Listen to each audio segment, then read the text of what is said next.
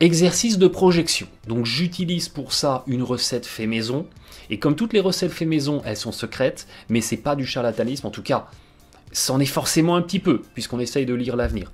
Mais c'est basé sur des transpositions de stats avancées, c'est basé sur des pondérations, des estimations d'impact, ça c'est ma petite recette perso, pour au final essayer d'évaluer le futur niveau de ces Clippers version 2018. Mon postulat, parce que je vous le disais, il y a une grosse interrogation autour de Teodosic. Quel va être son vrai rôle dans l'équipe? Quel va être son impact?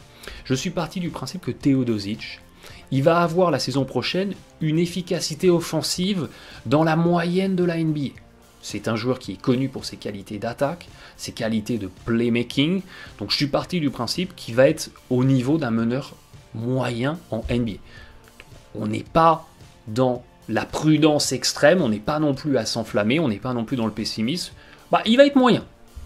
Et à côté de ça, il va avoir une défense d'un niveau inférieur à la moyenne NBA. Parce que Teodosic, effectivement, son principal point noir dans son jeu, ça n'est pas une surprise, c'est ses qualités de défense. Ça n'est pas un très très gros défenseur. Et je lui ai donc transposé des capacités de défense, un impact défensif la saison prochaine, à l'image des impacts de Jamal Crawford, de JJ Redick. Bon. Moins bon que la moyenne NBA. Sur ce postulat-là, pourquoi il est important? Parce que Teodosic, il va avoir vraisemblablement un rôle à jouer pour les Clippers la saison prochaine. Il a, je crois, le 6e salaire de l'équipe. Quand vous avez le 6e salaire, vous n'allez pas cirer le banc. Ils l'ont signé, c'est pour l'utiliser.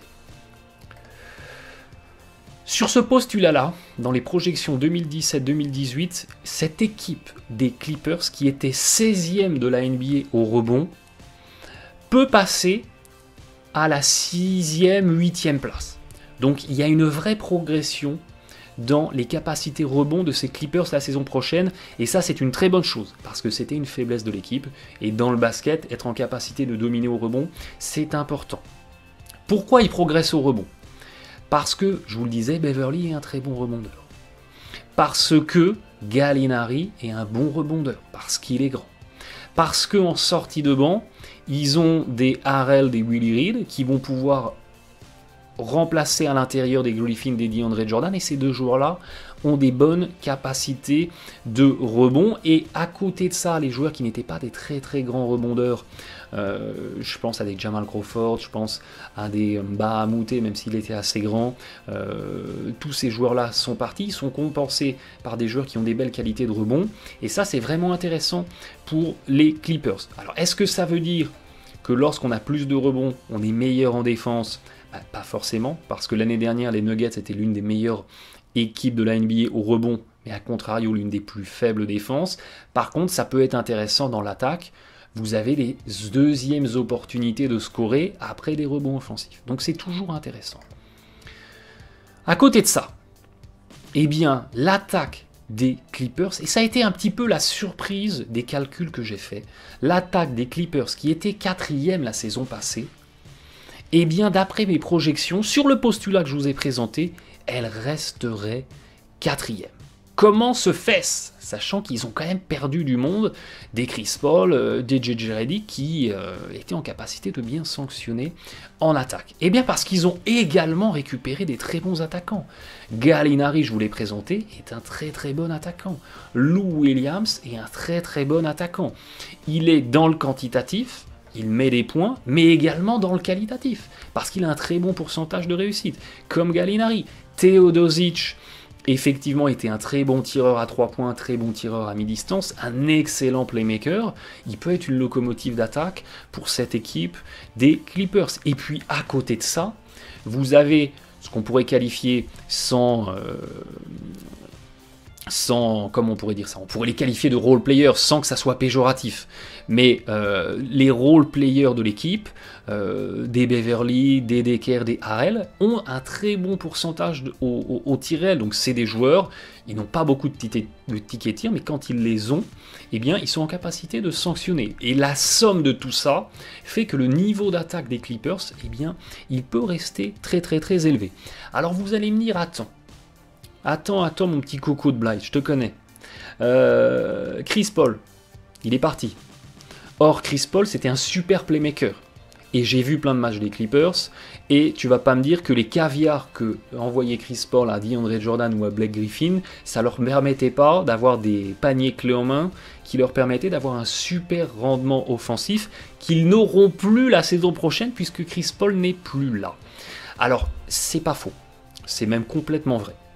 Dans quelle mesure les performances d'attaque des DeAndre Jordan, des Blake Griffin n'étaient pas complètement conditionnées aux qualités de passe de Chris Paul? C'est évidemment que ça peut peser. Maintenant, c'est difficilement quantifiable. Mais essayons quand même de le quantifier. Certes, Chris Paul s'en va, mais à côté de ça, dans la rotation, on récupère un Beverly.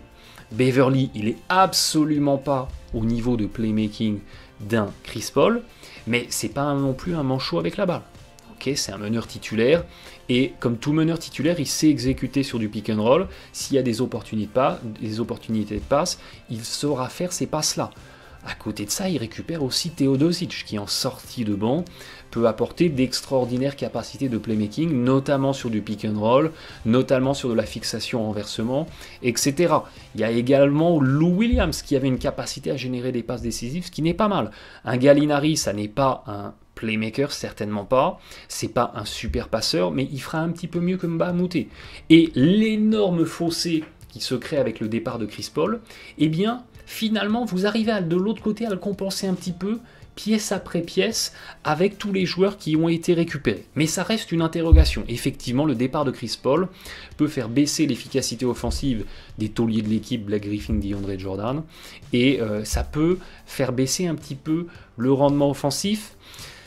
Mais je suis convaincu que les Clippers ils vont rester une très très bonne attaque. Et que leur niveau offensif, même s'il baisse un tout petit peu, va rester parmi l'élite de la NBA. À côté de ça, par contre, la défense, qui était déjà que 16e la saison passée, va encore régresser. Va encore régresser en passant à la 18e, voire à la 20e place. Et bien parce qu'on a recruté des joueurs qui n'étaient pas et qui ne sont pas réputés pour leur qualité défensive. Je pense évidemment à Gallinari, je vous l'ai présenté. Je pense à Lou Williams, je vous l'ai présenté. Je pense à Teodosic, qui n'est absolument pas réputé pour sa défense. Certes, on récupère Beverly, un pitbull. On récupère des Harrell, des piles électriques, des lapins du Racel qui apportent de l'énergie. Mais ça ne suffira pas à compenser les failles défensives qui peut exister aux côtés avec ces joueurs-là. Donc, dans la vision globale de la défense de l'équipe, eh bien, j'ai peur que du côté des Clippers, on régresse encore un petit peu en défense. Et ça peut être problématique parce que c'était déjà l'un des points noirs de l'équipe. Et c'est un point noir qui n'aura pas été corrigé avec cette intersaison. Alors il y a pas mal d'interrogations pour moi du côté de ces Clippers, notamment sur les 5 les plus utilisés, les rotations qui pourraient être les plus utilisées, et plus simplement sur le 5 de départ. Vraisemblablement, les Clippers pourraient partir avec ce 5-là. Beverly Rivers sur la ligne arrière, et puis le front de courte qui sera, là il n'y a pas d'ambiguïté sur le front de courte, Gallinari, DeAndre Jordan, Blake Griffin, et ça fait quand même plus de 2,10 m de taille moyenne pour un front de courte. C'est pas mal, avec 2 joueurs qui peuvent s'écarter, tirer à 3 points, c'est vraiment pas mal. Donc ça peut offrir de belles perspectives, mais c'est ce que je vous avais déjà présenté précédemment. Et puis au-delà de cet hypothétique 5 majeur, eh bien on peut avoir un 5 mineur avec Teodosic, Lou Williams, Decker, Harrell et Reed, et c'est cohérent. Et vous avez un 5 mineur qui est parfaitement équilibré et qui est tout à fait cohérent. Par contre, pour les fins de match, comment est-ce qu'on négocie les fins de match du côté des Clippers? Si Doc Rivers veut un 5 offensif, il a tout intérêt à aligner ces 5-là en même temps. C'est a priori la meilleure combinaison possible pour avoir du rendement offensif. Mais, avec Teodosic et Lou Williams sur la ligne arrière, on a une passoire en défense. Et on retombe sur les problèmes structurels qu'on avait la saison passée, avec des trop petits défenseurs au global et une domination des adversaires parce qu'ils vont être plus grands, parce qu'ils vont être plus lourds. Alors on me dirait, si on veut maintenir de la défense, on met Beverly. Pas de problème. Mais aux côtés de Beverly, si on veut mettre Lou Williams, qui est quand même le joker offensif, qui remplace un peu Jamal Crawford jouer les fins de match, eh bien on a la même problématique. On est exposé en défense. Il y a une chose que les Clippers n'ont quasiment pas fait la saison passée, qui peuvent explorer cette année, c'est essayer de finir avec un 5 small ball. Parce que small ball entre guillemets, 2,8 m dans la raquette avec Griffin et Gallinari, c'est pas si small que ça. Ça peut tenir la route. Mais si les Clippers passent dans une config small ball, eh bien ils se retrouvent à devoir mettre Austin Rivers en 3. Et on a le même problème, cette structure qui est beaucoup trop petite, beaucoup trop légère, et on se fera dominer complètement par l'adversaire, on souffrira en défense. Et évidemment, même cas de figure, si on met Teodosic. Alors vous me direz, on peut ne pas mettre Teodosic, ou ne pas mettre Austin Rivers, ou mettre Austin Rivers là, mettre un Decker, mettre un Wesley Johnson, mais à ce moment-là, on ne finit pas les matchs avec les meilleurs joueurs possibles sur le terrain. Parce que, vraisemblablement qu'un Lou Williams, ou un Teodosic, ou même un Austin Rivers, sont plus impactants qu'un Wesley Johnson. Donc c'est une vraie problématique. Pour moi, la rotation des Clippers sur les postes 1 et 2, donc sur le backcourt, elle n'est pas clairement définie et elle est structurellement un peu problématique parce qu'au final, on a quelque chose de relativement petit. J'ai presque envie de dire, si Teodosic s'avère être un super joueur et qui s'est parfaitement adapté à la NBA. Enfin, c'est un super joueur, mais ça devient un super joueur NBA. Voilà mon propos. Ça serait pas déconnant pour moi, côté Clippers, qu'on essaye un package type Lou Williams plus Beverly ou Beverly plus Austin Rivers contre un shooting guard classique 1m98, 90 kg pour avoir une lecture et une rotation et une structure globale un petit peu moins petite, un petit peu plus cohérente. Voilà. Et puis au-delà de ça, quelle utilisation de Teodosic du côté des Clippers, parce que Teodosic il fait 1m96, 88 kg, et je viens de vous dire que les Clippers ils avaient potentiellement des problématiques de taille sur le poste 2. Et ma grande crainte, c'est que Doc Rivers utilise Teodosic plutôt en shooting guard qu'en meneur classique. Or, sur le poste de shooting guard, eh bien, il va énormément souffrir parce que je vous le disais, vous le savez, ça n'est pas un bon défenseur. Ça n'est pas du tout un bon défenseur. Et sa mauvaise défense, quand il joue en meneur, peut être compensée par sa taille. Parce qu'il est un peu plus grand que son adversaire direct, donc pour contester, c'est plus facile. Ou finalement, avec ses grands bras, même s'il est un peu en retard, il peut parvenir à gêner. Sur le poste 1, ça peut être maquillé. Mais ça ne sera pas du tout le cas sur le poste 2, parce qu'il aura face à lui un joueur de la même taille, voire un peu plus grand, qui sera plus tonique, plus rapide, et il sera beaucoup plus exposé, beaucoup plus pénalisé sur un poste 2, et j'ai peur qu'en fait Teodosic soit mal utilisé par les Clippers. Et qu'au final, son impact dans le jeu soit beaucoup moins important que ce qu'elle ne pourrait être. Son poste, c'est le poste de meneur, et même s'il est grand, ils ne doivent pas l'utiliser sur autre chose qu'un poste de meneur, parce que ses qualités d'attaque ne compenseront pas ses faibles qualités de défense. C'est là où je veux en venir. Donc l'utilisation de Teodosic reste pour moi quand même problématique, parce que du coup les Clippers, eh bien, ils ont 4 joueurs entre guillemets de petite taille pour alterner sur les postes 1 et 2, où ils ont presque 4 meneurs, parce que tous ces joueurs ont des gabarits quasiment de meneurs. Donc voilà, il y a pas mal d'interrogations, on en revient toujours à cette structure sur la ligne arrière, c'est pas très clair dans ma tête, et c'est quelque chose que je voulais vous présenter, et voilà, on en revient toujours à la même chose, on a un problème structurel autour du poste 2, la saison passée c'était le cas, également sur le poste 3, cette année c'est encore le cas, parce qu'en 2, eh bien, on a Lou Williams et Austin Rivers, mais les deux sont un petit peu undersized, sont un petit peu petits pour ce poste 2. Et puis, on aurait la tentation de mettre Teodosic, mais si on fait ça, il est complètement exposé, et c'est pas son poste. C'est pas en 2 que Teodosic va s'éclater dans la NBA. Donc, il y a quelque chose qui me gêne avec tout ça. Du côté des Clippers, je serais curieux de voir comment Doc Rivers va piloter ça. Mais très honnêtement, je serais le general manager de cette équipe de Los Angeles. J'essaierai de retrouver quelque chose de plus clair, de plus limpide, de plus standard pour que ça soit plus simple à la fois en attaque et à la fois en défense. C'est une affaire non classée. Alors, quel est le bilan de tout ça? Quel est donc le bilan de l'intersaison 2017 de ces Clippers? C'était l'intersaison de tous les dangers. Il y avait plein de risques qui attendaient Los Angeles durant cet été, et malgré tout, on a fait une intersaison vraiment correcte. On a perdu en talent, parce que évidemment, on a perdu Chris Paul, mais à contrario, on a gagné en profondeur.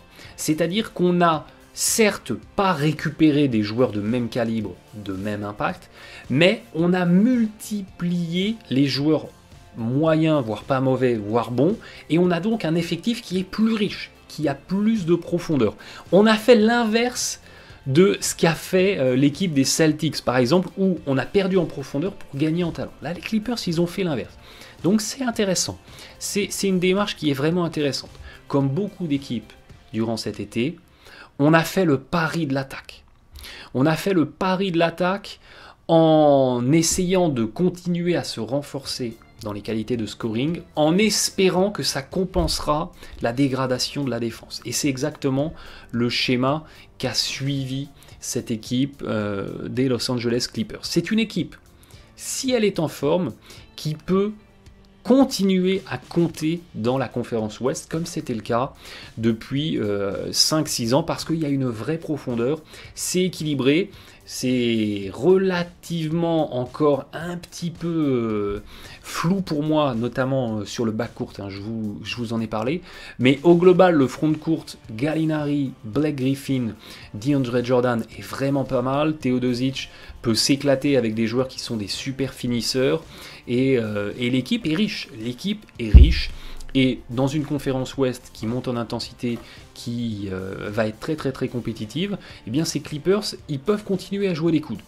Et je ne serais pas surpris de les voir toujours dans le top 4, à l'Ouest. C'est pas une équipe qu'il faut complètement exclure de la conférence Ouest, parce que quand on analyse vraiment en détail les stats avancées comme je vous l'ai proposé dans cette vidéo, eh bien on arrive à la conclusion que les Clippers peuvent parfaitement se maintenir sur la saison prochaine au niveau qui était le leur la saison passée. Donc on peut être dans une forme de continuité côté Clippers, même si beaucoup de choses ont changé, et c'est un petit peu finalement le fameux virage à 360 degrés dont je vous avais parlé en introduction de vidéo. On a peut-être fait un virage à 360 degrés du côté des Clippers. On suivra tout ça bien entendu de très très près.